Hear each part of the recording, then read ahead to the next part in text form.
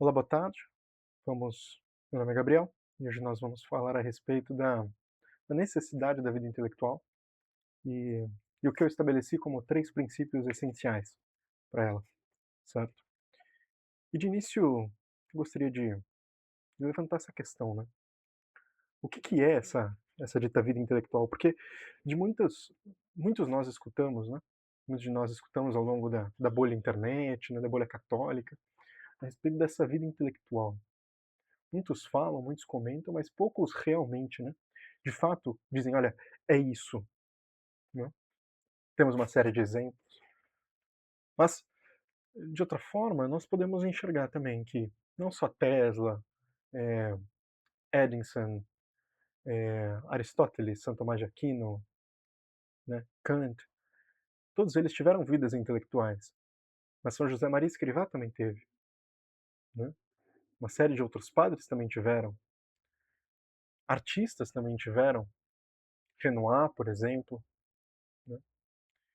E isso não exclui o fato deles fazerem parte dessa gama, né?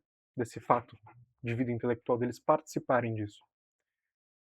O que me levanta a questionar, me leva a questionar a respeito do que ela é. Porque se a gente se propõe a buscar a essência de algo, né, a gente tem que buscar entre todos aqueles exemplos aquilo que os une, aquilo que os mantém como uma unidade dentro daquele grupo, daquela espécie, né, de intelectuais. E nisso, me questionando a respeito disso, né, nós vemos que, por exemplo, os grandes artistas estudaram filosofia, mas também leram muitos livros, estudaram história, não só estudaram, como fizeram parte da história, estudaram teologia, né? Uns melhor, outros pior, um mais, outros menos, mas todos eles passaram por um caminho, de certa forma, comum entre essas matérias, né? Então a gente já começa a dizer que há matérias inegociáveis, há temas inegociáveis e incontornáveis que, portanto, para o intelectual buscar a realidade ou expressá-la de alguma maneira, ele tem que passar por esses pequenos pontos, por esses estudos. E com isso, nós podemos dizer que o intelectual ele tem princípios absolutamente inegociáveis na sua vida, né, para que, portanto, sejam chamados de intelectuais, né. Primeiro, né, antes de tudo, dizer então que não é algo restrito, né. E muitos intelectuais propriamente ditos, nós nem ouvimos falar, né. Ou seja, pessoas que chegam a contemplar a realidade, nós nem chegamos a conhecê-los, né. Nós nem sabemos que aquela pessoa, né, enxerga a realidade. Ela não era um eleito, claro, público, mas empenhar-se, né, nessa vida intelectual parte de um princípio que é comum entre todos os grandes que houveram na história, que é todos eles partiram de um ponto quase incomum, que é estar acima da altura do seu tempo. É olhar para a história feita, para a história que está se desenvolvendo na realidade, e querer posicionar-se além disso, além dessa realidade, além do status quo daquele tempo, das questões daquele tempo. Digo, imagina, você, você é um cartesiano, você é Descartes, né? Você está no meio daquele meio entre, olha, venho de uma essência medieval que se transforma numa recuperação daquele cientificismo, né, ou melhor, do nascimento de um cientificismo, e eu estou nessa dualidade entre, olha, tem a fé de um lado, né, que na fé, né, tem uma igreja de um lado, com todos os seus preceitos, principalmente tomistas, né, que era a grande a grande ideia que circulava no Colégio La Flèche, que era o colégio que o Descartes estudava, e eu estou também diante, né, de um de um movimento científico, artístico, que é o que está acontecendo na Itália, em Florença e em Veneza. Diante de todos esses dilemas, né, como é que o Descartes se posicionava ali? Então, ele via esses problemas, ele estava posicionado no meio deles. E diante disso ele queria ultrapassá-lo, ele queria pular para frente desses problemas. Ele olhava para o problema e falava: "Eu preciso sair desse meio, desse limbo, como eu faço isso?". E aí nasceu o intelectual. E todos os outros nasceram de forma semelhante. Veja Aristóteles.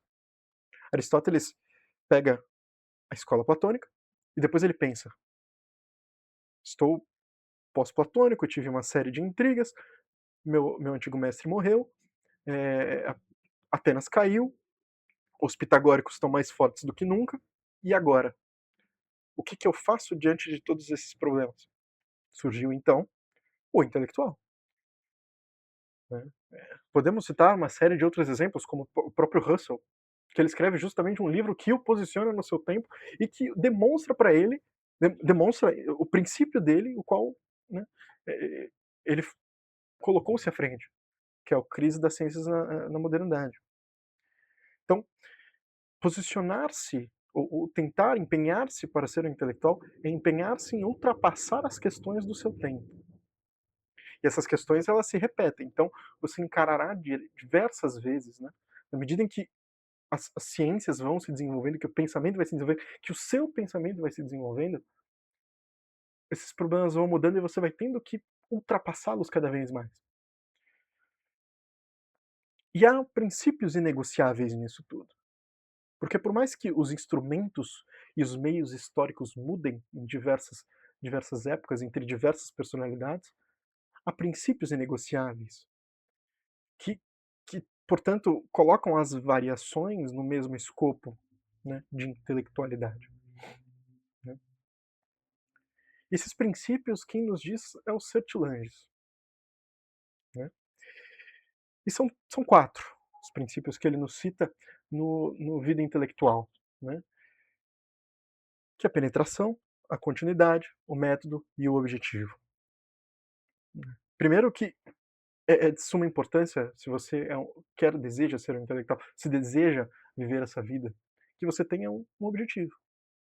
O que você deseja, né? O que você olha ao final de toda essa desse trajetória que você busca? Né? O quê? Né? Pode ser, por exemplo, como alguns cientistas, como por exemplo o Einstein, né? Que visava, portanto, descobrir o que são os buracos negros. Ou o Thomas Edison, que visava encontrar uma maneira a qual as pessoas pudessem ter certas comodidades, né, ou fazer certas invenções que pudessem dar algum avanço para a sociedade, para o mundo. Mas tem que ter um objetivo. Ainda mais se você for, por exemplo, estudar filosofia, se o seu foco for ser a filosofia, porque dentre a infinidade de problemas você tem que escolher um, não tem como você abarcar todos de uma vez. Né? Poucos abarcaram uma série de problemas. Aristóteles foi um deles. Né? Mas isso não cabe. Você precisa ter um método. Você precisa ter um método qual você vai perseguir esse caminho até chegar no objetivo final. Então, métodos para diversas coisas, como por exemplo para o seu estudo, para a sua vida, para a sua alimentação, diversos métodos. A vida, de certa forma, metódica, ela precisa de um método para acontecer. Como numa espécie de máquina, né? Não somos autômatos, não é isso que quero dizer, mas é claro que é necessário que tenhamos, né, essa ordem, porque método traz ordem, é técnica, né? Nós vamos ter continuidade nas coisas. Nós vamos escolher então o método, escolher o objetivo e penetrar nele, e cada vez mais fundo, cada vez mais fundo, cada vez mais fundo. E aí entra a penetração, e sem desistir dessa penetração, porque o problema da realidade, seja de qualquer uma das perspectivas, artística, filosófica, histórica, musical, e por aí vai, qualquer uma, né? Ela exige que você, para encontrar de verdade aquilo, que você não pare de persegui-la metodicamente. E que você vá cada vez mais profundamente, porque de nada adianta, né? Que intelectual seria aquele que, que em toda a sua vida se dedica a estudar apenas um autor, um tema, um conceito, sob determinada perspectiva. Então, veja, é um autor, é uma matéria, é um autor, é uma ideia, é um conceito sob uma perspectiva. Você está na superfície. Que tristeza, né? e tristeza, nunca penetrar em alguma coisa. Então, a vida intelectual não resume-se apenas a estudar uma determinada coisa, um determinado conceito, mas ir cada vez mais fundo nessa determinada coisa, que aí, por conseguinte, você vai chegando em outros temas, em outros conceitos, em outras ideias, né. E então vamos lá, né. O conceito, a ideia de objetivo, né, ela tem que ser muito bem esclarecida, porque há muita confusão a respeito do que é um objetivo e do que é uma necessidade. Então a gente fala: "Não, meu objetivo é ter uma família, meu objetivo é ter o que comer, meu objetivo é ter dinheiro", né. E no momento que se tem isso, né, e no momento que você consegue essas coisas ou que algo muda na sua vida e você tem que alterar esses objetivos. O Viktor Frankl, né, quando ele dizia que nossa vida tinha que ter um sentido, ele dizia que esse sentido não tem que ser, de certa forma, material, ele não tem que ser pequeno, ele tem que transcender, né, ele não tem que ser imanente, ele tem que ser transcendente. Ele tem que transcender a nossa própria existência. Ele tem que transcender as necessidades, porque justamente são necessidades. E as necessidades, portanto, né, elas não podem tomar um centro na nossa vida a ponto de que todas as nossas ações influam para ela. Por quê? Porque uma hora que essa necessidade é satisfeita, surgirá outra necessidade, talvez completamente diferente, e que faça com que esses caminhos e essas escolhas, elas mudem completamente. E aí você causa alguma espécie de neurose, alguma psicose ou coisa do gênero, uma falta de sentido. Então, a necessidade existencial, ela é algo que todo ser humano precisa para que ele seja ser humano, né. Aí falam, por exemplo: "Ah, mas o padre não casa", claro que casa, né, o casamento dele é com o sacerdócio, é com a Santa Igreja. Então há uma necessidade ali, até o padre casa. E o casamento ele é uma necessidade para o homem comum, né, ele precisa ter essa base, é o enraizamento, ele precisa ter raízes às quais voltar. É como a parábola do filho pródigo, né. Ou, por exemplo, quando antigamente um sujeito ia para a guerra, né, ele ia para a guerra e ele ia para a guerra bem, e voltava. E ia para a guerra com vontade, porque ele tinha um lugar para proteger, ele tinha uma família para proteger, né. Dinheiro é absolutamente necessário, senão você não sobrevive. Então são necessidades existenciais, portanto o objetivo ele tem que ultrapassar essas coisas, né. No campo da família, por exemplo, se a vocação é estritamente familiar, é estritamente matrimonial, né, pode ser que o objetivo transcenda e seja fazer um filho santo, né, algo assim. Não tem como dizer exatamente, mas ele tem que transcender essas necessidades, tem que ir além, né. A mesma coisa vale para um princípio, para um objetivo filosófico, né. A gente vê por que algumas filosofias, como a de Michel Foucault, como a de Gilles Deleuze, a como de Judith Butler, a como de Slavoj Zizek, como essas filosofias elas são pequenas, por mais que as obras sejam imensas, porque elas buscam saciar um questionamento que é absolutamente imanente. Ele é aqui, ó, é centrado, é pontual, né, e não é essencial, não é universal. Por exemplo, o Foucault tenta resolver a questão do poder, né, mas o poder ele diverge, né, ele vai tentar encontrar uma essência do poder, de certa forma, uma dinâmica do poder que é comum entre as estruturas macrofísicas e microfísicas. Mas, veja, por uma variação de cultura, por uma variação de escolha, por uma variação de sentido, toda essa dinâmica de poder transforma-se. Ou seja, joga-se fora toda a obra de Foucault, porque justamente ele confunde o objetivo com uma necessidade. Então, nós temos que estabelecer, para que uma vida intelectual seja bem feita, um objetivo transcendente. Esse é o ponto primordial, né? Ser feliz, né? Tá, legal, mas esse ser feliz é uma necessidade. Você precisa ser feliz da mesma forma que você precisa ser triste também. É. Muitas vezes me dizem, né? Não, porque o meu desejo, meu objetivo de vida é ser feliz e por aí vai. Cara, mas e aí? Entende? Você terá dias que você acordará triste. E como é que você vai lidar com isso? Se o seu objetivo é ser feliz, né? Isso é causa de um problema excepcional da natureza humana, né? O homem, ele é o único animal capaz de posicionar-se abaixo de si mesmo, como espécie. Veja, o homem é o único ser em todo o mundo que é capaz de fechar os olhos, encostar as mãos, perguntar algo a Deus e Deus responder para ele. É o único ser capaz de compreender, ou ao menos ou melhor, de compreender não, né? De saber da existência de Deus.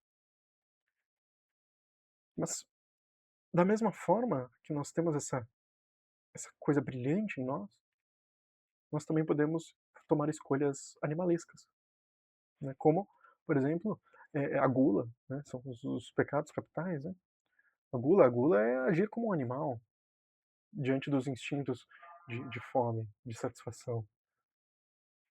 Então, posiciona-se o homem através de algumas escolhas abaixo de si mesmo.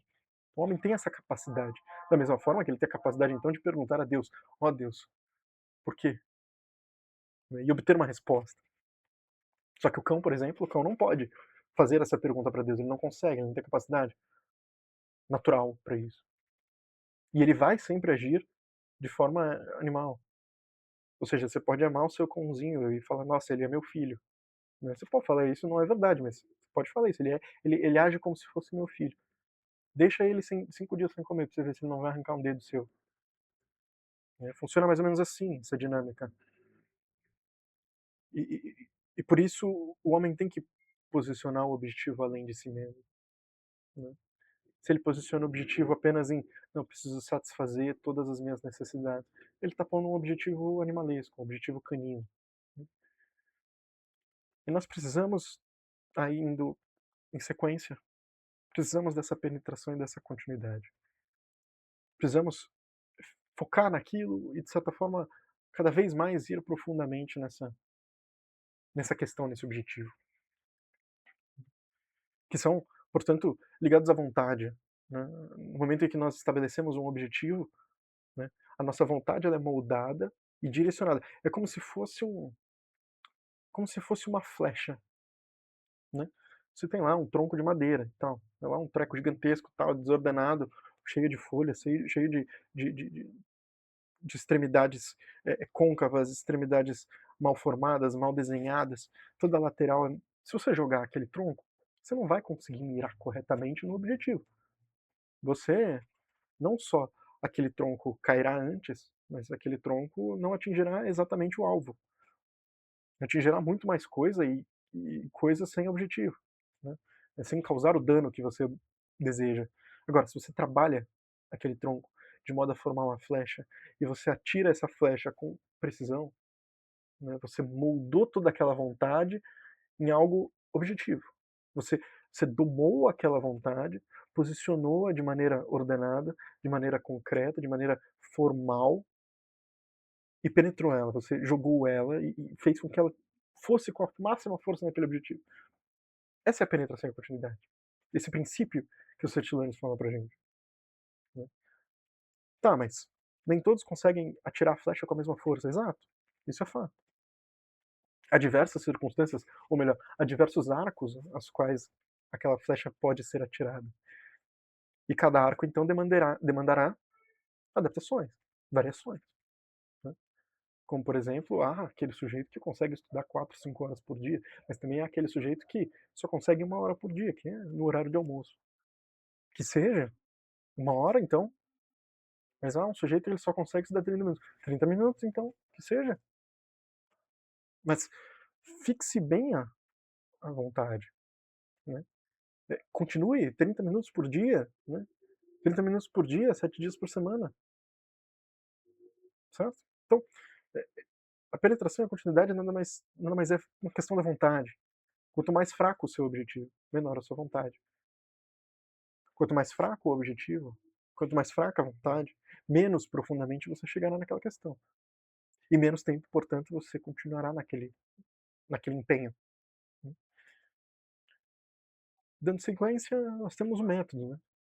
O método é um grande problema para nós, porque existem diversos. Né? Nós normalmente não sabemos exatamente qual melhor nos serve. Né? Ainda mais que há algumas possibilidades metódicas para cada um. Por exemplo, aquele sujeito que tem um que o pai conhece que o pai tem um conhecido, um amigo que na verdade é um puta intelectual, e aí fala: "Olha", e você consegue o contato desse cara e fala: "Olha, me ensina, me ajuda", né.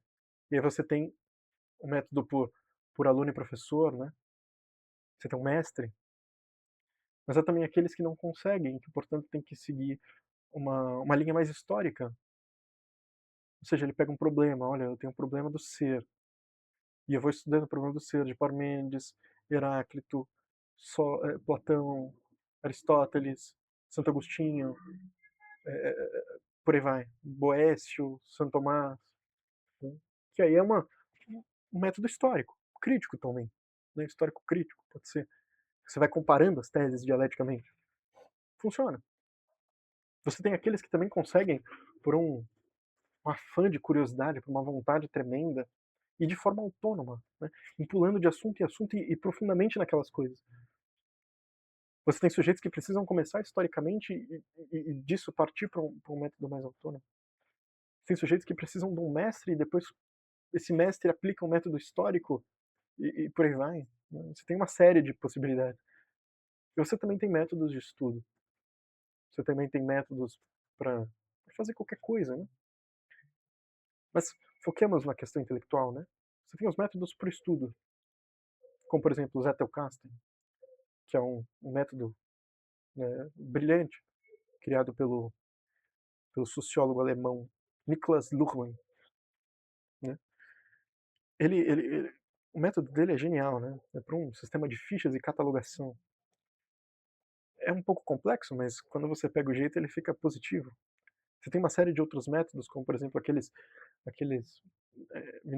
minuciosamente explicados pelo Marco Sacchini, e uma série de outros, né, como muitos explicados também por Mirai Lopes, pelo próprio Sertilégio, né. E aqui cabe dizer que, olha, você tem que conhecer todos os métodos, ou ao menos a maioria deles, os mais eficientes, ou o que dizem ser eficientes. Conhecê-los, ao menos, e testá-los. Testá-los por pouco tempo, ou por muito tempo, e ir adaptando. Porque, por exemplo, eu hoje utilizo o método do Zettelkasten, mas eu também uso o método de anotações direto no livro, ou seja, da biblioteca viva. Eu uso também o método do mestre, eu tenho alguns mestres que me auxiliam, né, que me indicam, e uma série de outras metodologias que eu vou aplicando conforme a necessidade e conforme eu sei que funcionam para mim. Por exemplo, para mim funciona de certa forma, né, essa dinâmica de de ensinar, né, e para mim também funciona a dinâmica de discussão. Então eu sei até o momento em que, se eu for ao meu mestre e discutir com ele algum assunto, eu chegarei num ponto em que eu consigo compreender o momento em que eu preciso parar e estudar sozinho, de forma histórica. Eu consigo compreender esse momento, porque eu já apliquei, de certa forma, esses métodos suficientemente para entender qual é o meu limite, qual é o ponto o qual eu sinto a necessidade de aplicar um outro método, né.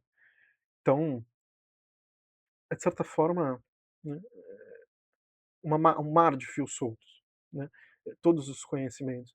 E você tem cada fio, né, tem um jeito certo, um nó correto, né.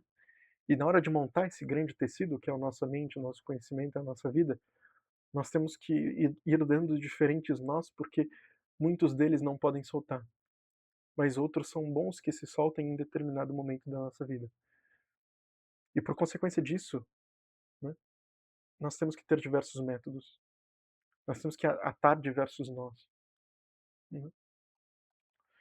Então, a vida intelectual, né, ela exige esses 4 princípios de forma harmoniosa, né, de forma harmoniosa, de forma quase, eh, orquestral, né.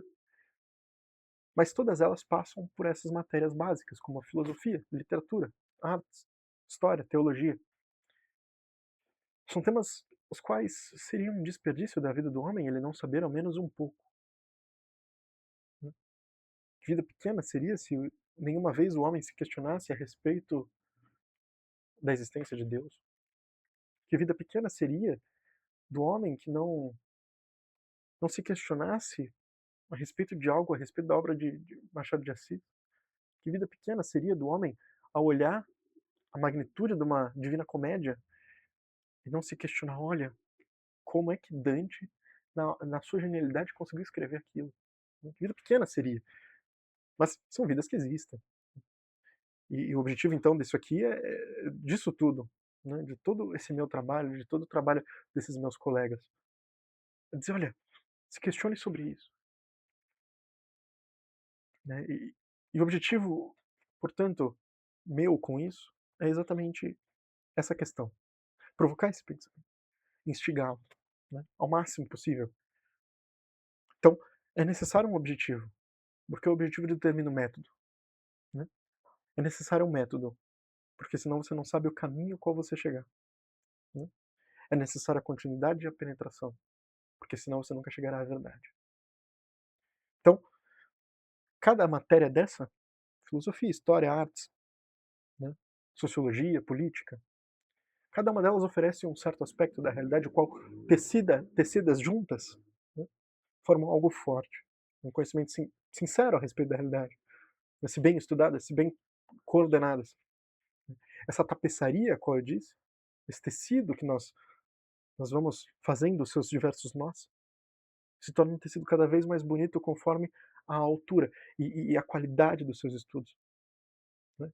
Um sujeito que, por exemplo, só estuda aquelas malditas teorias decoloniais, teorias de gênero, que seja, qualquer uma dessas, né?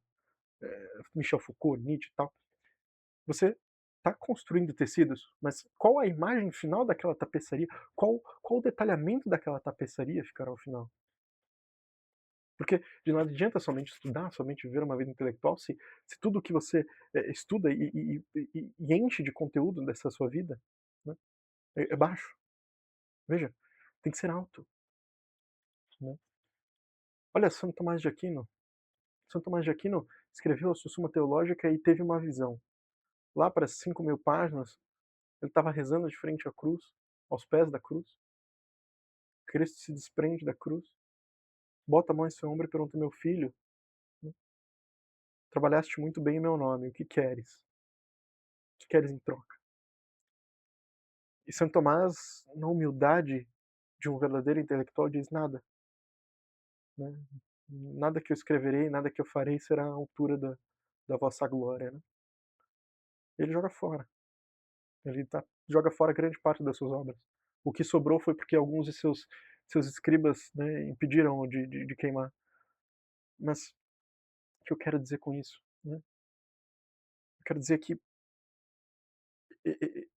os seus estudos, né, eles foram sempre visando o alto. E quando ele descobriu esse algo, esse alto, esse algo mais alto, né, ele percebeu, olha, né, por mais que eu busque esse alto, eu nunca atingiria aquela verdade. Mas agora que eu sei que tudo que eu escrevi é verdade, né, estou completo. Né, atingi o meu objetivo. Então, nós temos que buscar essa altitude nos nossos estudos, para que, portanto, essa nossa tapeçaria seja a mais bela possível. E isso, né, é assim que se preenche a vida intelectual. Né? Mas entenda, né, eu cito exemplos antigos, muitos citam exemplos antigos de grandes personalidades mais antigas, mas isso não significa, portanto, que a intelectualidade é algo do passado e algo que deve ser posta e o sujeito deve agir como no passado. Muito me incomoda os sujeitos que querem agir como se estivessem na Idade Média. Eu falo, ora, você não está na Idade Média. Né? Não é isso. Ser intelectual não é isso. Estar à altura de seu tempo não quer dizer recusar o seu tempo.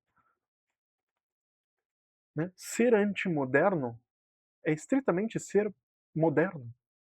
É talvez a mais moderna forma de ser. Né? Porque é algo que Hegel nos ensina e que é verdadeiro. Né? Essa dialética do tempo, essa dialética histórica, né? Ela carrega no seu tempo tanto o moderno quanto o antimoderno. Só que esse antimoderno ele é tão moderno quanto o próprio moderno. Né? E o intelectual ele não recusa a modernidade.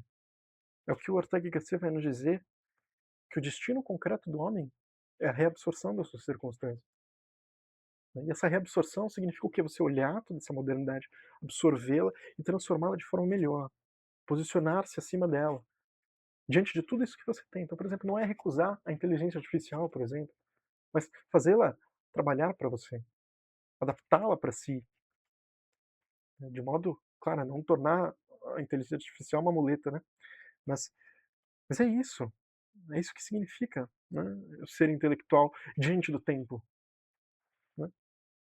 Porque nenhum desses antimodernos está disposto a realmente voltar com as práticas medievais, algumas das práticas medievais, né. Eu conheço sujeitos que querem, né, que são tão gregos, né, são tão gregos que nem grego falam, né. Mas eu falo: "Então volte com as práticas gregas, quero ver. Ande de túnica por aí". Hum, não há essa o antimodernismo ele vai até o ponto do desconforto. Uhum.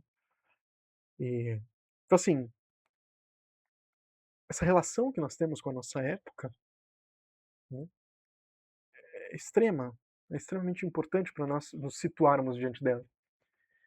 Porque olhar para a modernidade e olhar diante desse tempo que nós estamos, né, que é de fato um tema, um tempo de grande questão, de grande dúvida, um tema, um tempo propício, né, ao surgimento de intelectuais, e dizer que, portanto, aquele que se posicionar acima do seu tempo é, portanto, um intelectual, né. Mas o que que isso, né, por que então surgem os intelectuais nesse meio de crise, né? Porque há um fato, né, que é justamente aquilo que nos intriga a buscar esse tipo de coisa que estamos fazendo aqui, que é o fato da desorientação, né.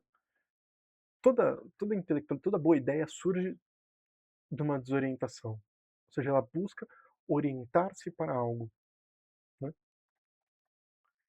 E ficar parado não é uma opção, né, nós temos que tomar alguma escolha, nós temos que agir de alguma forma, nós temos que pensar de alguma maneira. Nós estamos perdidos, o tempo nós não sabemos, então, se diante desse monte de situações e de possibilidades, né, qual seguir? E Zubiri vai nos dizer que há 3 tipos de desorientação, né, a desorientação que ele chama de científica, a desorientação que ele chama de circunstancial e a que ele chama de existencial, né. A desorientação é exatamente isso, nós não sabemos mais em que crer, nós não temos mais ideias, nós não temos mais autenticidade suficiente para dizer: "Olha, eu gosto disso, eu escolho isso, eu sou isso", por exemplo. Eu não consigo mais dizer: "Olha, eu acredito nisso, eu acredito naquilo", né, e talvez eu acredite naquilo outro também.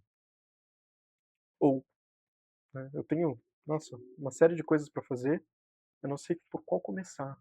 Estou desorientado entre as decisões desse meu pequeno cosmos que é o meu ambiente de estudo, minha casa, meu trabalho. Quem dirá diante do mundo, com as questões que realmente valem? Então essa desorientação é um enorme problema, tá, e nós temos esses 3 tipos,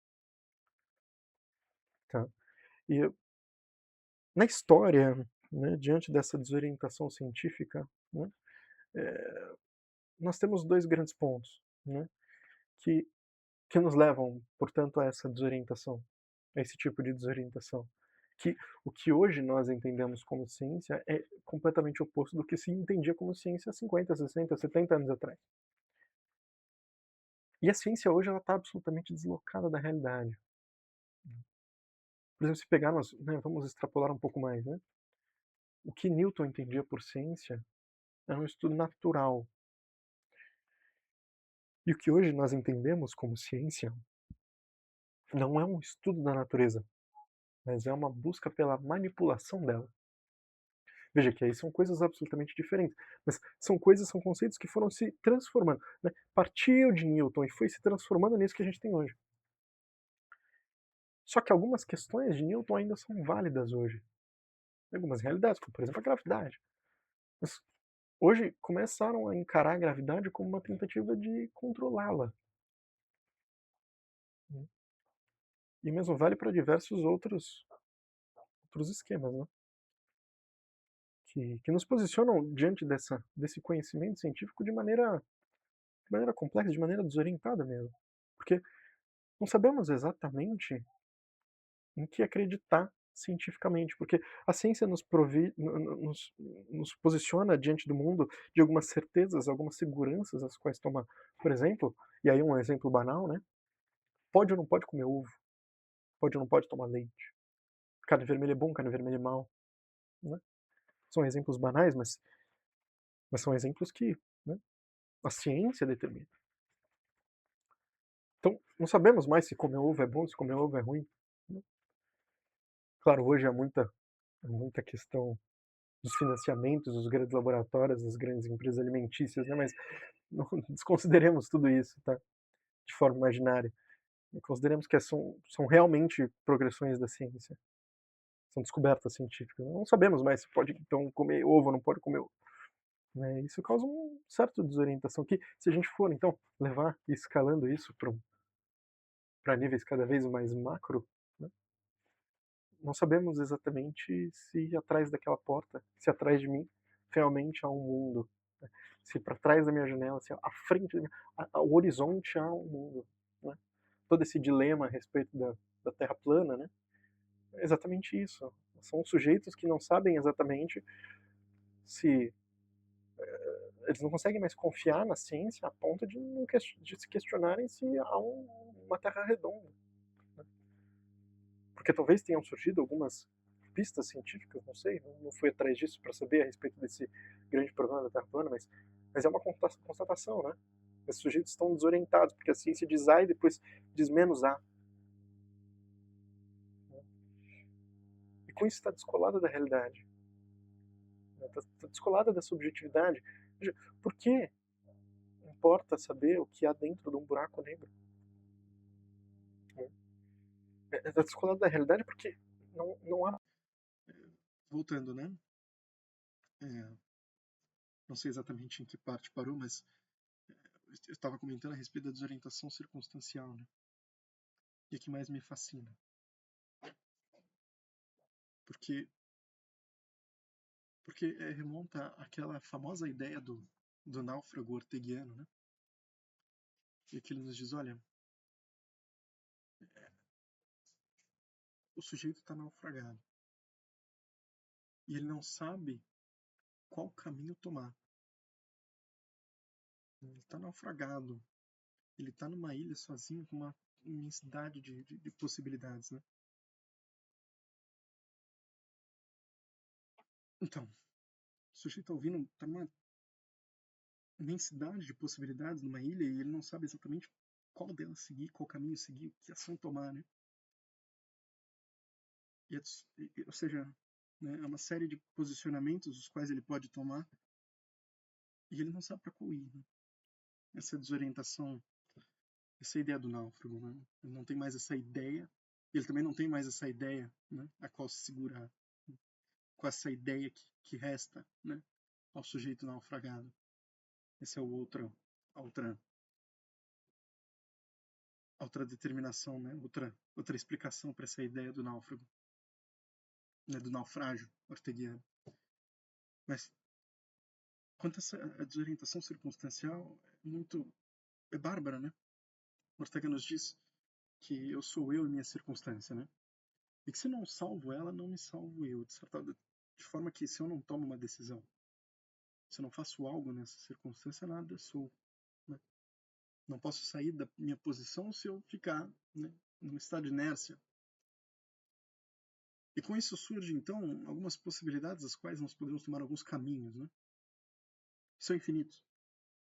E são completamente variáveis, mas, como nós dissemos, temos que buscar, então, aquilo que é comum entre esses caminhos para que, portanto, possamos olhar essa vida intelectual de forma mais objetiva. E com isso eu recorro a Julián Maria, né? Aluno de Ortega, que no mapa da vida, mapa do mundo pessoal, né, ele desenvolve a ideia, logo no primeiro capítulo, né, dos níveis pessoais, dos níveis da vida. Né? Ele vai nos dizer que existem três: o psíquico, o pessoal e o social. Né? O pessoal diz respeito às dores e aos problemas que que há como pessoa. O psíquico é os que compõem a dimensão psíquica do sujeito. Então, inconsciente, consciente, né? Pré-consciente, que seja, id, ego, superego, sonhos e por aí vai, pensamentos, né? Imaginação. E o social, portanto, são as questões mais circunstanciais. Então, a relação social com o meu chefe, a relação com a família, a ação que eu tomo, profissão, por aí vai. Né? São esses 3 níveis pessoais que compõem a nossa vida. Mas eu, né, lendo aquilo, eu sinto falta de um 4º nível. Né? E eu coloco, então, o nível espiritual também. Né? E mais adiante, o Julián Marias vai nos dizer que nossa vida é feita de vetores, né? Nossa vida é vetorial. A estrutura empírica da vida humana é uma estrutura vetorial. Nós temos diversos vetores que apontam para diversos objetivos. Né? E dentre esses níveis, né, cada ação que nós tomamos, então, parte de um ponto A e chega a um ponto B, num vetor, né, direcionado. E dentre esses níveis, há vetores. Né? Por exemplo, eu faço uma oração. Né? Ela parte de um ponto e vai para outro. Ela parte de um pensamento, de uma fala, em direção a Deus. Eu faço uma caridade. Né? A caridade sai de um ato que eu faço no meu nível social para a honra de Deus, para a obra de Deus, para o povo de Deus. Eu amo. Né? Eu amo outra pessoa, eu amo uma mulher. Então, eu pessoalmente transfiro essa dedicação, né, essa escolha pessoal para aquela pessoa. Então é uma ação que parte do pessoal em direção ao social. Eu medito, né? E a meditação, ela é, portanto, né, ela é né, e aí há uma série de definições, mas quando eu digo meditação, eu digo aquela meditação sobre as suas próprias ações, sobre a verdade, né, sobre os conteúdos da realidade. E a meditação ela é um ato estritamente psíquico, né, do pensamento, do pensar. Então, ela é um ato que parte do meu nível psíquico para o meu nível pessoal, do meu nível pessoal para o meu nível psíquico. Né? E na hora de eu escolher algo, por exemplo, né, eu penso nessa escolha e eu tomo essa decisão. E ao tomar essa decisão, eu ajo na realidade. Eu ajo no meu meio social. Portanto, o vetor é do psíquico pro social. Né? E dessa maneira, a estrutura empírica da vida humana, né, ela tem que ser sempre direcionada entre esses níveis. Não posso, portanto, amar, né, ter um amor próprio, como Narciso, por exemplo. Porque é deslocar o vetor do amor que sai do pessoal para o social e quase que, né, em 180 graus, né, direcioná-lo ao nível psíquico, como se o amor ele fosse uma escolha de si mesmo. É um amor próprio que Louis Lavelle vai nos dizer, né? Mas é um movimento narcísico. E cada decisão, né, cada movimento nessa circunstância é sempre em direção, é sempre relacionado com esses 3 níveis, com esses 4 níveis. E a grande desorientação circunstancial é essa. Esses vetores dentro dos níveis sociais está completamente, né, bagunçado, está completamente mexido. Né? As coisas não apontam mais onde deveriam apontar. Com isso, o sujeito enfrenta um enorme problema, né? Que é, portanto, reposicionar esses vetores. Né? Veja, quantas vezes nós encontramos o sujeito que vai fazer um ato de caridade e absolutamente filma tudo. Né? E ele começa a fazer a caridade e ele só faz a caridade mediante a câmera filmando. Né? Esse sujeito está com o vetor da caridade, né? O vetor da ação, né, da caridade, completamente, né, posicionado de maneira errada, está apontando para o lugar errado. Ou seja, tem algo de errado aí. Ele está desorientado com os próprios objetivos. Né? A desorientação circunstancial é essa. É um posicionamento errado dos vetores da vida do sujeito. E isso é marcante. Né? Isso é marcante, porque quais são as ideias, então, né, diante disso, que movem a ideia desse sujeito com seus vetores completamente bagunçados? São ideias completamente modificadas por algo externo, por algo falso, né? Como, por exemplo, as redes sociais, né? A ideia de um sujeito que só age por caridade mediante uma câmera filmando, esse sujeito, né, tem na ideia dele, a ideia dele, né, é talvez de que a fama seja a coisa mais importante de todas. Né? Alguém planejou essa ideia na cabeça dele, alguém modificou essa cabeça dele para isso, para que pensasse dessa maneira, né? Posicionando o seu vetor de maneira errada.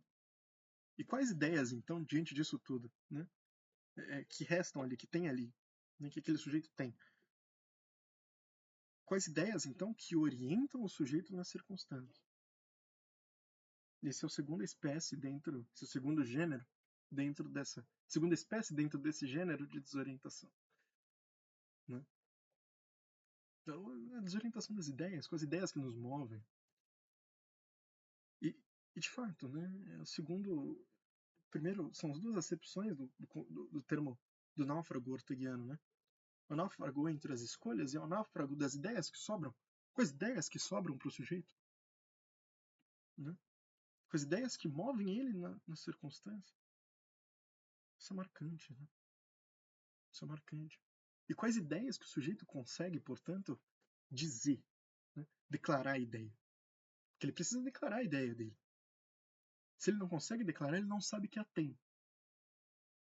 E nisso o limite do mundo dele, né, o Wittgenstein vai nos dizer que a linguagem é o limite do nosso mundo, e muitas coisas ele estava errado, mas de certa forma nessa frase, se a gente posiciona ela de maneira correta, né, nós encontramos que essas crenças, essas ideias, as quais nós usamos para nos orientar no mundo, né, à medida em que elas existem como linguagem, elas podem ser postas numa linguagem, elas determinam o horizonte do nosso mundo. Né? E quais são os horizontes? Né? Quais são essas ideias? Né? E de que forma, então, que elas fazem com que nós posicionemos os nossos vetores de maneira errada? Essa desorientação circunstancial. Né? Que, portanto, né, modifica totalmente o nosso nível psíquico, nosso íntimo. Nós acabam por desorientar. Né? O sujeito, imagine aquele sujeito que, que mora numa situação, que está numa situação precária, né? Ele mora numa comunidade, né? Aquela comunidade é completamente bagunçada, é uma zona. Né? Tudo aquilo ali, né? Todo aquele ambiente caótico, né? Toda aquela situação de insegurança, com as possibilidades negativas, que seja o crime, seja, né, a baixeza de espírito. Né? Tudo isso faz com que ele escolha certas coisas, que os seus vetores estejam determinados de certa maneira por algo que é exterior a ele. Né? As crenças dele são formadas, né, de forma a direcionar a vida dele de uma determinada maneira. Ou seja, aquele moleque que se torna aviãozinho, por exemplo, né, é posto na cabeça dele por aquele ambiente caótico, de certa forma, né, que ele é o único meio. Aquele é o único meio. Né? E muitas vezes o pai, por uma questão, né, também está nesse meio caótico e os vetores dele são outros. Então nós vemos que a desorientação circunstancial ela causa no íntimo nosso, nas nossas escolhas, no nosso psíquico, né, de certa forma põe um fogo, né, dá uma mexida que causa, portanto, uma desorientação existencial. Lembra quando dissemos que ao posicionar o vetor do amor, né, para o psíquico, né, partindo do meu pessoal para o meu psíquico, nós temos uma síndrome narcísica. É o narcisismo, per se. É o homem que ama a si mesmo. Narciso era um sujeito, né, que quando nasceu, a deusa disse para ele: ora, você será o sujeito mais bonito. Todos se apaixonarão por você. Mas você não poderá se olhar. Né? Você não poderá se olhar porque senão você se apaixonará por si mesmo e você não se apaixonará por outras pessoas. E aí ele olha aquilo e fala, nossa, eu sou tão lindo e todos se apaixonam por mim, né? E aí quando ele finalmente consegue olhar o seu próprio reflexo, ele olha na beira de um rio, tenta alcançá-lo e morre afogado. E o homem, isso acontece com o homem como ser, né? Porque o homem, como dissemos anteriormente, ele tem a capacidade de perguntar a Deus, de almejar coisas altas, né? De superar, de posicionar-se à altura do seu tempo, né? Isso é uma capacidade que é alta. Os únicos acima de nós são os anjos, ora, né? E depois os anjos, Deus, né? A Santíssima Trindade. Abaixo de nós todo o resto, os animais, as plantas, os minerais, todo o restante do mundo está abaixo de nós. E abaixo mesmo, como espécie, como criatura, como tamanho, muitas vezes. E muitas vezes nós percebemos que nós temos essa capacidade, essa altura toda, né? E como Ícaro, né? Ícaro, aquele anjo que voa tão perto do Sol, a ponto de querer agarrá-lo, acaba se queimando, caindo e morrendo. Nós fazemos a mesma coisa quando olhamos o nosso lado positivo, né? Nossa capacidade grande como espécie. Nós olhamos essa grandeza toda como a nossa razão, né? E focamos somente nela, que acabamos morrendo por ela. E ela não nos dá sustento vital. Nós acabamos olhando para o mundo, né? E com esse vetor bagunçado, acabamos olhando somente a nós. Querendo agarrar o máximo dessa natureza humana. E acabamos por posicionar errado tudo isso. Né? Acabamos por nos desorientarmos dentro de nós mesmos a ponto de que, olha,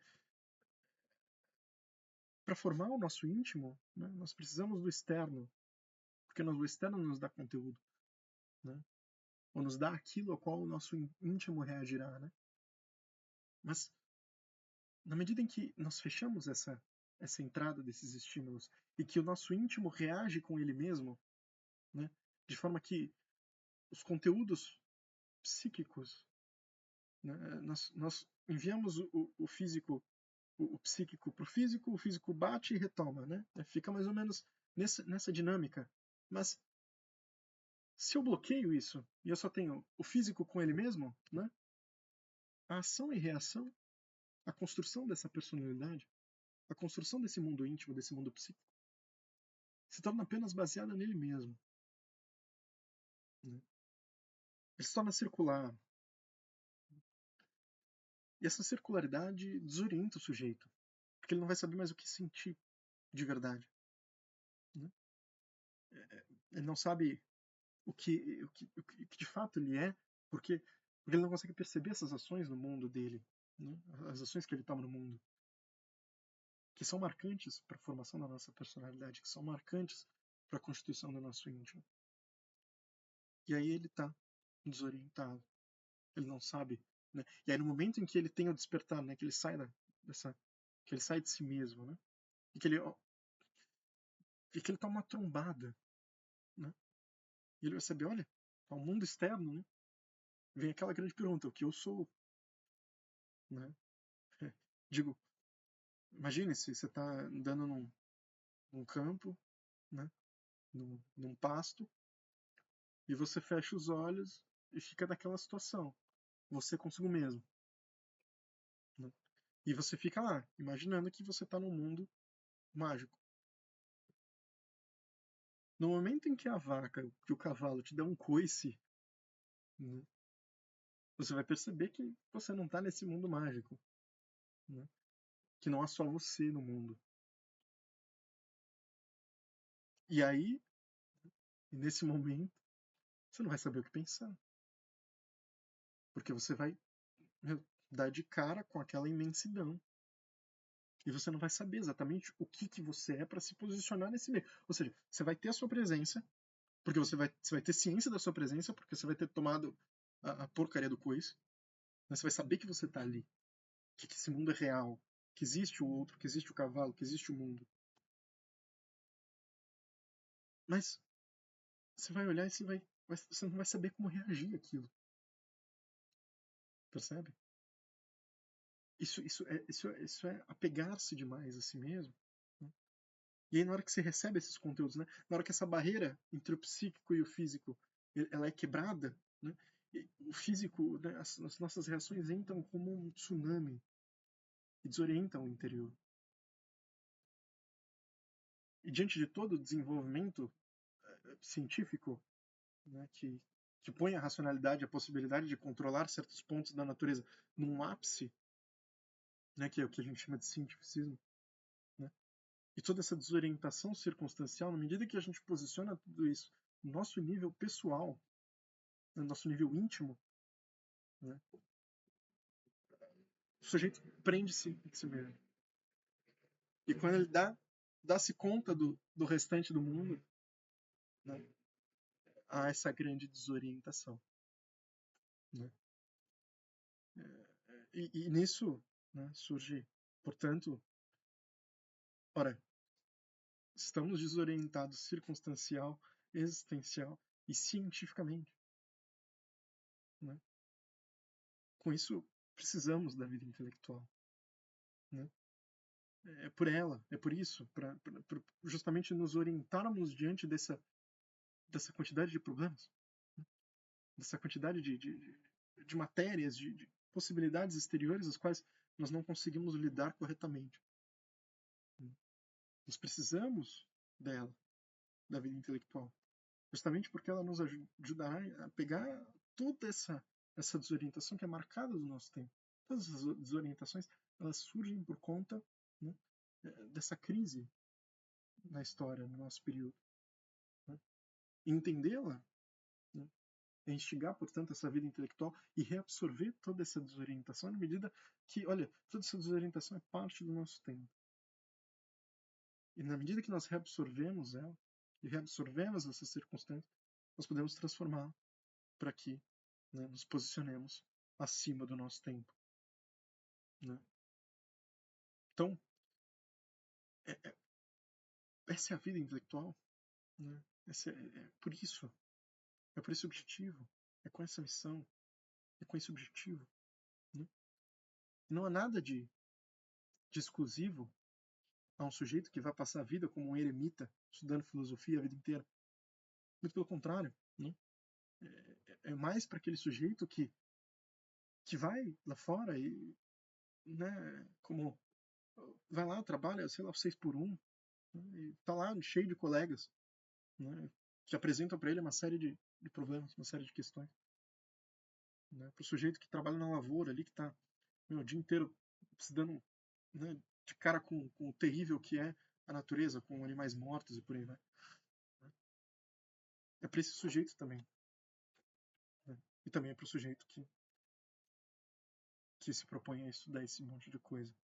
Né. Mas esse sujeito que se propõe a estudar um monte de coisa, portanto, ele tem que ir para o mundo. Né, senão ele vai também se fechar. Então, é isso. Esse é o grande objetivo e é por isso que nós precisamos estabelecer essa vida intelectual e com isso determinamos o que é essa vida intelectual, né? Essa busca por uma orientação, né? A busca por achar diante desses problemas que nos aparecem, né? Superá-los, absorvê-los, claro, né? E buscar superá-los, buscar superar o nosso tempo, né? Não retrocedendo, mas, né? E também não com essa ideia frouxa de um progressismo, mas, né, porque o progressismo ele é horizontal e nós queremos vertical, né? E com isso tudo, né, nos posicionar verticalmente para cima. Essa é a vida intelectual. Né? Nós precisamos, né, diante disso, vetorialmente, temporalmente e substancialmente, né, nos posicionarmos diante de toda a realidade, né, seguindo os princípios que o Sérgio Lange nos mostra. Certo? É isso. Muito obrigado. Até a próxima.